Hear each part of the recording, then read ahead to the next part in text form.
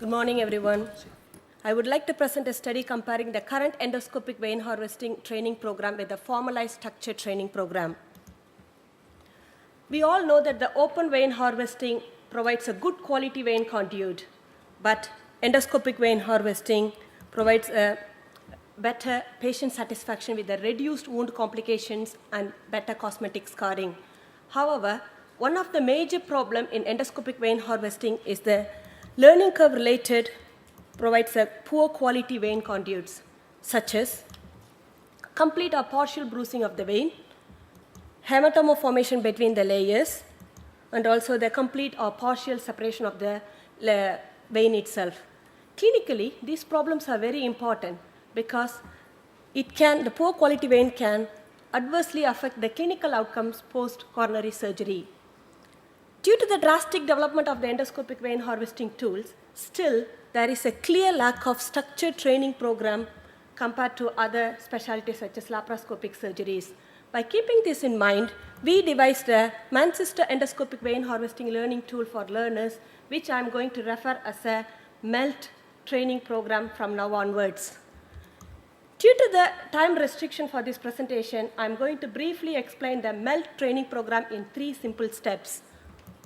Step 1 consists of theoretical knowledge, mainly focusing on the anatomy of the vein, leg, and the structure and the importance of vein integrity preserving during the vein harvesting program, followed by an assessment.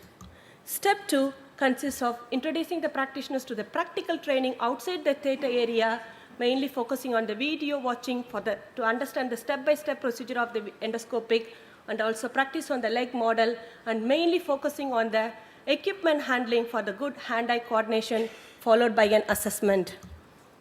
Step 3 is gradually introducing them to the clinical training, mainly focusing on the dissecting the vein, then branch cutting few cases, then asking them to harvest 1 length of vein, followed by an assessment. If they pass, move to 2 lengths, and so on. Our aim of the study is to assess whether the structured MELT training program can provide a good quality vein conduit compared with the current industry standard training. This was an observational study carried out across 7 centers in the United Kingdom. All the practitioners were asked to fill the questionnaires, mainly focusing on the quality of the vein conduit. Group 1 is a standard training. There were 7 practitioners. All the data were collected for the first 15 vein retrievals once they are completed the structured training program.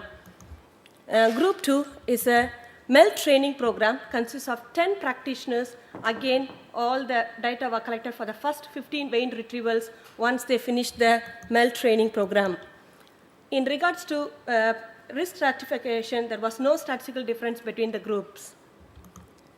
We looked at many variables, but 5 important variables are shown on the list. Visible bruising on the vein, number of repairs on the vein, and also the side branch cut less than 3 millimeter were statistically significant on the standard training compared to the MELT training. The practitioners on the standard training were more stressed compared to the MELT training practitioners. Finally, the duration of surgery was shorter in the MELT training program, because it was not surprising for us, because the MELT training practitioner have undergone a structured training compared to the standard training.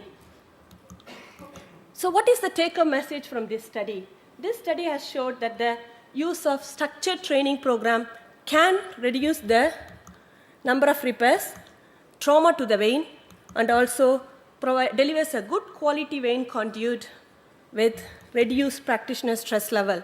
Finally, I want to conclude this presentation by saying that the current endoscopic vein harvesting training for our learners is inadequate. We believe as well this is time for us to set the national structured training program for our future endoscopic vein harvesting trainees. Thank you.